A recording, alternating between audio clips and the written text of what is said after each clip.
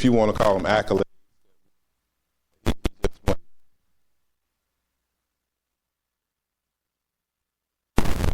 don't know that important. You're just doing what you know.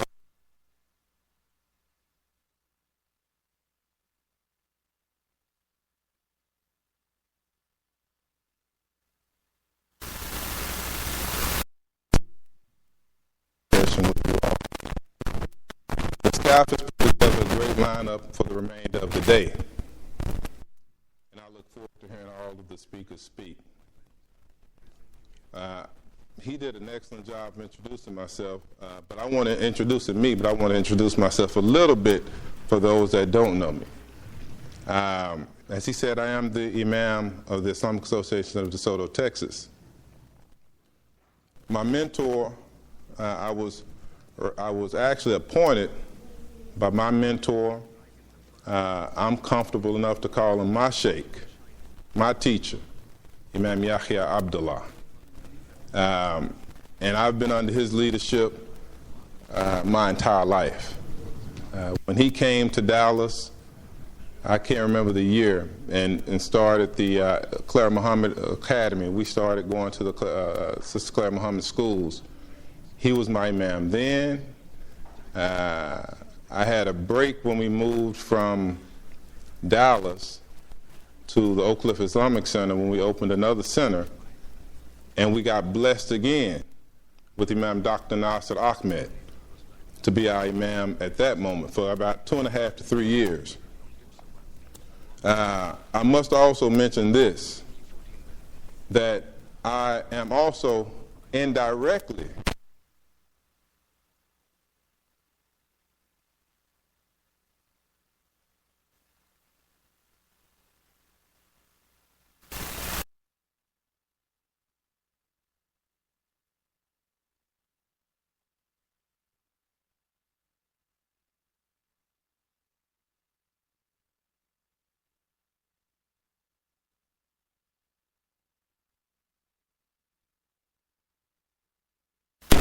Now,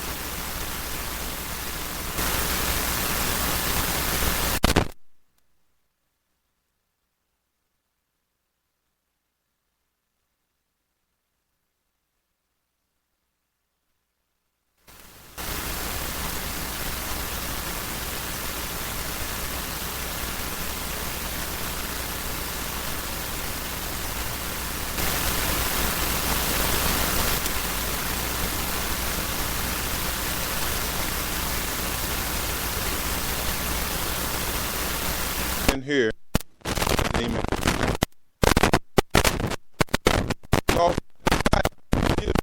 So you know who I am. I was often asked to be the khatib. I said no. Many brothers told me, you know, you will be a good imam. But I ignored that. One of my friends who happens to be an imam now,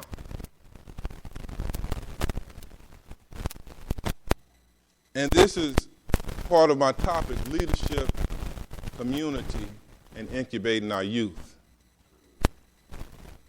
He asked me, why don't you, I keep asking you, why don't you want to be an imam?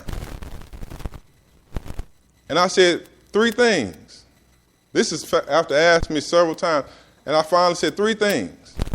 He said, what? I said, if I get up there, y'all are never going to let me sit down. I said, the second thing is, I've seen the way that our community, in some instances, treated the leaders, treated the imams of the communities. And I'd be insane to just follow in those footsteps. You know, I've seen firsthand imams sacrifice and give, only to have those who they've sacrificed for and gave to turn on them. And I'm sure some of you have had the same experience or seen the same experience, seen the same thing happen. But that was the first 2 things I told him. And the third thing I told him is, now I'm a businessman, so I said, you can't pay me enough. This is the mindset I had when they were asking those questions. But before I touch on this topic, let me let you know how I got into this situation a little bit of being an imam. You know, I think I was tricked. Wallahi, I think I was tricked. When Imam Yahya Abdullah was trying to decide if he was going to transition back to Jacksonville, Florida, to be closer to his mother and family, he placed Imam Abdul Rahman Haytham in as the assistant. Imam Haytham was his assistant. He left him in charge. Imam Haytham asked me to get in a rotation of imams. After several times, I found, okay, I'll do it. But I'm thinking rotation. You know, that's fine. You know, every once in a while, that's cool. I'm good with that. So I gave one khutbah. Rotation comes back around. That's 3 or 4 weeks. That's fine. I still do what I'm doing.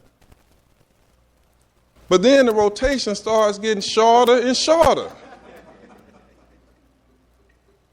And then out of the blue, Imam Abdul Rahman Haytham resigns. I'm saying, okay, that's fine. That makes Imam Yahya Abdullah's job and decision a little easier to stay in Dallas. Imam Yahya comes to give the khutbah a couple of weeks later and appoints me the resident imam in the Jumu'ah. I mean, what am I going to do? Say, Brother Imam, I'm not ready for this. And I wasn't. I had a lot of stuff on the table. But this is my sheikh. This is my imam.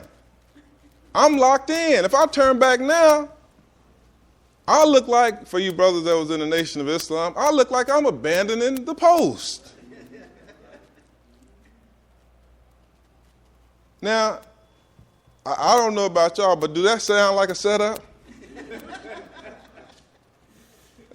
Does it truly sound like a setup? But not a setup, and I've said all that to say this, not a setup by Imam Yahya Abdullah or Imam Abdul Rahman Haytham, but a setup by Allah subhanahu wa ta'ala. See, I was running from what Allah subhanahu wa ta'ala wanted me to do. I was running from it. I can honestly say to you right now, and this is the first time I've ever said this, that I knew this was my calling, but I didn't want it. I had and have been in leadership all of my adult life in the community. But what kind of scares you away is you realize that all the brothers that were around you are no longer there. And if you take on that responsibility, then all the work is going to be on you. So now it's time for me to step into this leadership role. Wayam karuna, wayam kurulahu, walahu khairu makirin. We plan a plan. We plan a scheme. We plot a scheme. Allah subhanahu wa ta'ala plans and plots a scheme. And surely Allah subhanahu wa ta'ala is the best at schemes. So brothers and sisters, leadership, community, that's enough about myself. Leadership, community, and incubating our youth. Each community is only as strong as its weakest link. Most oftentimes, we think it's the other way around. We have been taught that a good leader makes a good leader makes a good follower, when in fact both are reciprocal.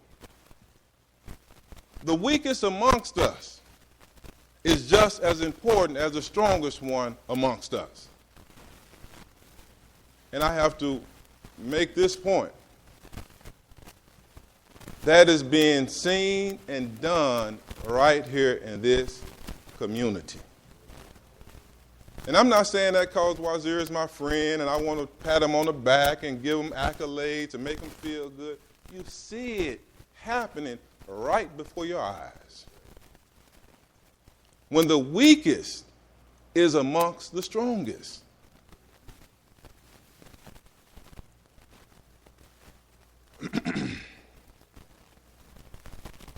Because the building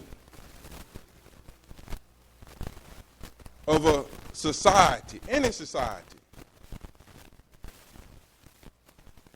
when you're building any society, and you are expecting success,